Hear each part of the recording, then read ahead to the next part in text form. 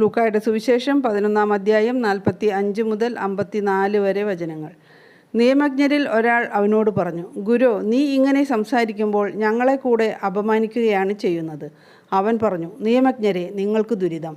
താങ്ങാനാവാത്ത ചുമടുകൾ മനുഷ്യരുടെ മേൽ നിങ്ങൾ കെട്ടിയേൽപ്പിക്കുന്നു.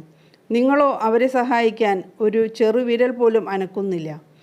നിങ്ങൾക്ക് ദുരിതം. എന്തെന്നാൽ നിങ്ങളുടെ പിതാക്കന്മാർ വധിച്ച പ്രവാചകന്മാർക്ക് നിങ്ങൾ കല്ലറകൾ പണിയുന്നു. അങ്ങനെ നിങ്ങളുടെ പിതാക്കന്മാരുടെ പ്രവൃത്തികൾക്ക് നിങ്ങൾ സാക്ഷ്യവും അംഗീകാരവും നൽകുന്നു. എന്തെന്നാൽ അവർ അവരെ കൊന്നു, നിങ്ങളോ അവർക്ക് കല്ലറകൾ പണിയുന്നു.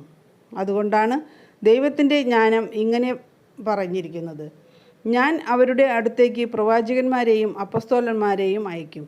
അവരിൽ ചിലരെ അവർ പീഡിപ്പിക്കുകയും കൊല്ലുകയും ചെയ്യും.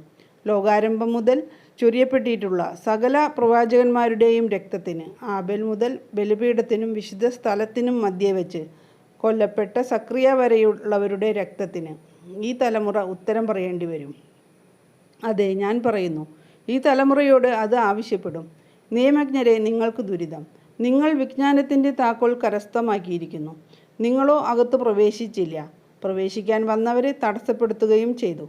അവൻ അവിടെ നിന്ന് പോകവേ നിയമജ്ഞരും ഫരിസേയരും കോപാകുലരായി പല കാര്യങ്ങളെപ്പറ്റി സംസാരിക്കാൻ അവനെ പ്രേരിപ്പിക്കുകയും അവൻ പറയുന്നതിൽ എന്തെങ്കിലും തെറ്റ് കണ്ടുപിടിക്കാൻ തക്കം നോക്കുകയും ചെയ്തു.